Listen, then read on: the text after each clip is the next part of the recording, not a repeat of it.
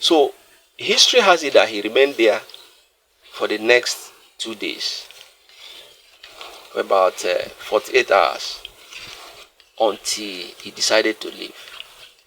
And after that event, he was able to find one thing.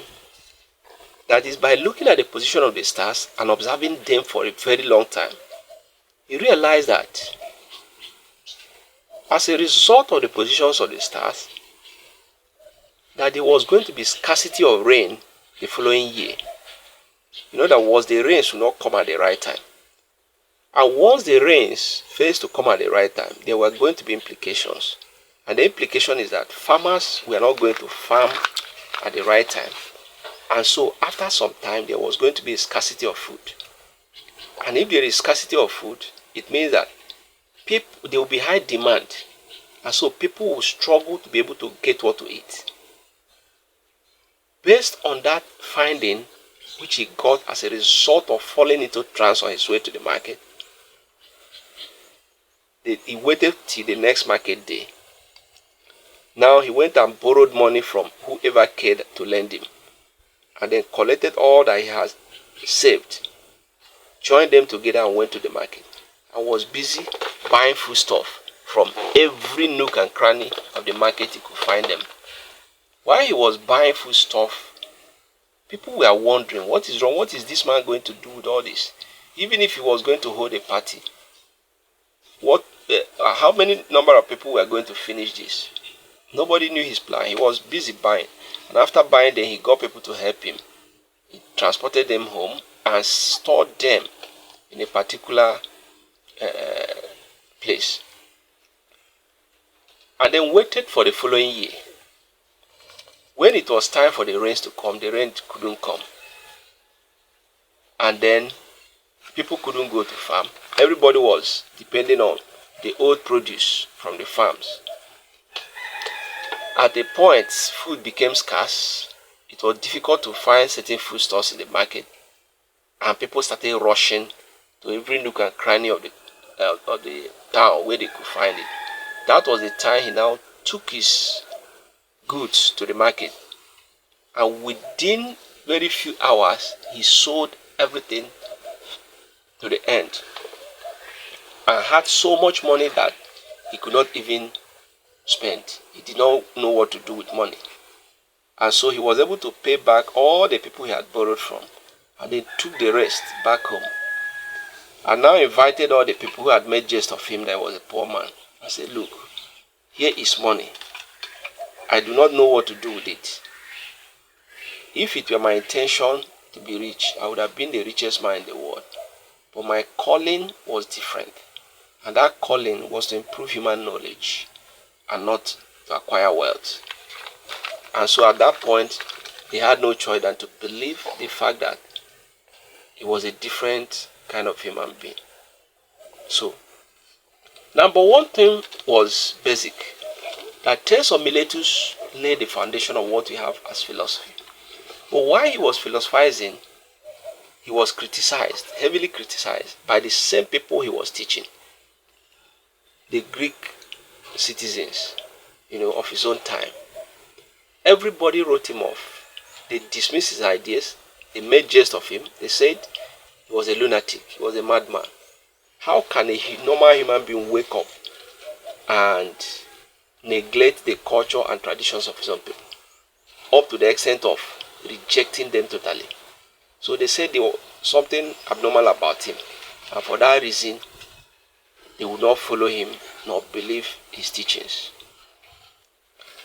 It was at this time that a man, one of the persons who later became his convert, or his disciple, so to say, a man known as Anaximander, came to the scene. Anaximander stood up among the crowds and told them, ladies and gentlemen, we cannot throw away the baby with the bathwater. Even if we do not like this man, let us analyze his teachings. Let us listen to what he has to say and see whether there are elements of truth or falsity in it. If we analyze it and we find out that what he is saying is true, then we go by what he's saying, and not necessarily with the man. But if what he's saying is false, then we can discard it. So eventually, Anaximander became one of those who believed in the teachings of Thales of Miletus. Anaximander was able to agree with the fact that there is actually a fundamental principle of the universe, a basic stuff of reality, something that is necessary or that is fundamental to every other thing that exists in the universe. Whether you call it basic stuff of reality, or whether you call it organizing principle of reality, the fact is that there is actually something responsible for all things. So Anaximander agreed with that point and said, based on that, I can agree with Thales of Miletus. However, he said, if we further analyze his statements, Anaximander says he does not believe that one single element is enough to be the organizing principle of reality. In other words, one single element is not enough to be the fundamental source or sources of all things that exist in the universe. And his reason is simple. He said, if that were to be true, it means that such element must be so huge, so massive, so powerful, so forceful that one day it will become so big that it will overcome every other thing in the world. And so since nobody will be able to control it, it will overpower the universe. So he does not believe that there is a basic stuff of reality, that is based on a single element or a single substance. However, he believes, according to him, that there is actually a basis stuff of reality, but not any of the elements that we know, which was the position of Thales of Miletus. Now, Anaximander went further to say that anything that qualifies to be a basis of reality must be the epeiron. Epeiron is spelled A-P-E-I-R-O-N. A-P-E-I-R-O-N. Now, the epeiron is a Greek word for boundless, limitless, eternal, and indestructible. Epeiron simply means in English, you can say it is boundless, it is limitless, it is eternal, or it is indestructible. Any of these English terms qualifies to represent the word epeiron. So he said anything that qualifies to be the basis of reality must have these features or characteristics. It must be boundless, it must be limitless, it must be eternal, and it must be indestructible. And since none of the elements that we know has these characteristics, then none of them qualifies to be the basis of reality. So that was the position of Anaximander. Now, Anaximander was another great genius who had foretold the world prior to his time that, before him there were speculations about the shape of the earth.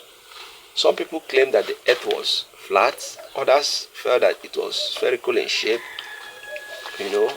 Some said it was hexagonal, and different kinds of shapes were associated with the earth. But Anaximander at his own time, because he was a renowned sailor who by means of his voyages had sailed around the world, he was the first to tell the world that the earth was in form of a sphere.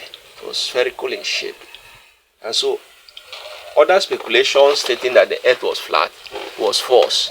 He said based on his calculations and his movement around the globe, he was in a better position to educate us and inform the world that the earth was in form of a sphere. So he made that prediction. However, not too many people believed in it, particularly during the medieval period. It was written off completely. But around the 13th century, Copernicus and so many other scientists were able to prove him right. that indeed the shape of the earth was a form of a sphere. So he was another great genius. Now, the same people who listened to Tales of Miletus also listened to Anaximander, and they said, this is another madman, another lunatic has arisen amongst us. How can people believe what is not true? How can they wake up and be teaching, a different kind of knowledge that we are not familiar with? So they questioned such teachings and wrote him off like he wrote his predecessor. In the course of that, Anaximander also won a convert. One individual also believed in his teaching, and that person is called Anaximenes. Anaximenes, that's the third philosopher in recorded history. Anaximenes. Anaximenes came from a different point of view. Anaximenes believed that Tales of Miletus was actually right in stating that there is a basic stuff of reality. There is something fundamental that is responsible for all the things we find in the universe. Anaximenes accepted that. Anaximenes also accepted the fact that it was one of the elements that we know. In other words, it is one of the elements or substances that exist in the universe that we know. Anaximenes accepted that. However, Anaximenes rejected the fact that it was moisture or vapor, as concluded by Tales of Miletus. Anaximander says no. Moisture or vapor is a good element and a powerful one for that matter. However, it is not the most essential. It's not the most essential in the sense that there are other much more essential elements that can sustain life more than vapor or moisture. And one of such, according to him, was air. He said air, in his own view, was much more essential. And as such, air represents the basic stuff of reality. Air is the fundamental element of reality that is responsible for every life that exists in the universe. He said one can live without moisture or vapor or water, at least for a long time, a longer period of time, but not so without air. Once you take away air, particularly oxygen, from a space, life begins to deteriorate and eventually die. And so as a result of that, he felt that air was a basic substance or a basic element of reality and has the capacity to sustain life more than moisture or vapor. Then secondly, he also argued that this so-called air has the power to exist in three different forms or states. It can exist as solid, liquid, or gas. In other words, its tripartite existence shows the power and force of this so-called air. It shows that air is a very essential element, since it has the capacity to exist in three different forms. So, there is no other element or substance that has the capacity to exist in tripartite forms simultaneously. It goes to show that air is exceptional and quite different. And so, Anaximenes concluded that air is simply the basic stuff of reality. Now, these three set of philosophers, Tales of Miletus, Anaximander, and Anaximenes, were referred to as the Ionians or the Milesians in the history of philosophy. When you talk about the Ionians, we're talking about Tales of Miletus, Anaximander, and Anaximenes. You either call them the Ionians, the Milesians, or you can call them the cosmologists. Ionians, Milesians, or cosmologists. Ionians because they lived in the city of Ionia. They all lived in the city of Ionia. Milesians because they lived in the town of Miletus. Miletus was under the city of Ionia, so they were living precisely in the town of Miletus, which is under the city of Ionia. And then cosmologists, because all the philosophical speculations were centered around the cosmos or the universe. So you could either call them the Ionians, the Milesians, or the cosmologists. Either way, you are talking about the same set of people. There's of Miletus, Anaximander, and Anaximenes. Now, these three sets of philosophers, the Ionians, or members of the Ionian school, represented the first school, in the history of philosophy, the first school of philosophy that was recorded. Now, after the Ionians, we now found another ancient school of philosophy known as Pythagoras and the Pythagoreans. Pythagoras was the leader of the school. Pythagoreans were just other members of the Pythagorean school. All the followers of Pythagoras we are referred to as Pythagoreans. But Pythagoras himself was the leader of this school of philosophy. Now, the Pythagorean school, did not actually begin the journey as a philosophical school. Rather, they were a set of mystic religious group. They were a set of religious group whose ideas and teachings were full of mysticism. And everything they did were neither made open for everybody. They were meant for the consumption of the members. So some of the teachings were hidden. Only those who wanted to become members were taken through due process to be taught precisely what they believed in. But there were two cardinal doctrines of this school that were later made known.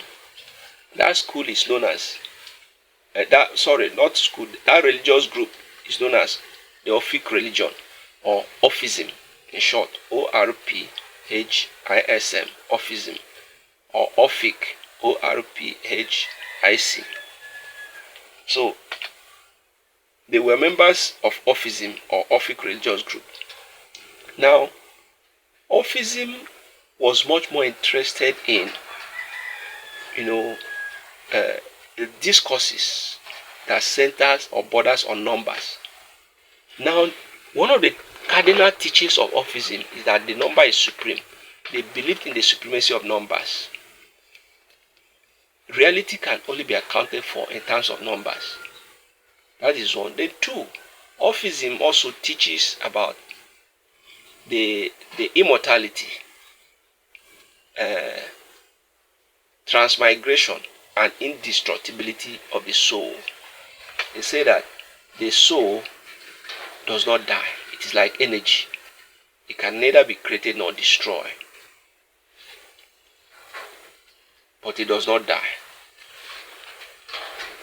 What happens is that it can move from one body to another depending on its previous existence, but that it is immortal and indestructible.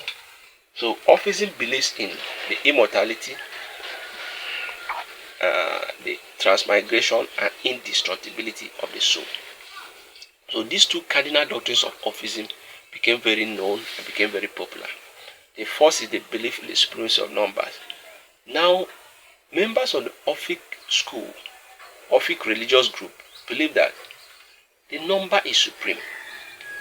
And they invented these numbers from 0 to 9 and said, reality depends on these numbers. The basic stuff of reality for which the Ionians or Milesians were searching for is centered on the principle of what? Numbers. To understand the universe is to understand numbers. To define the universe is to define numbers. Reality can only be accounted for in terms of numbers. Now, If one has the ability to manipulate this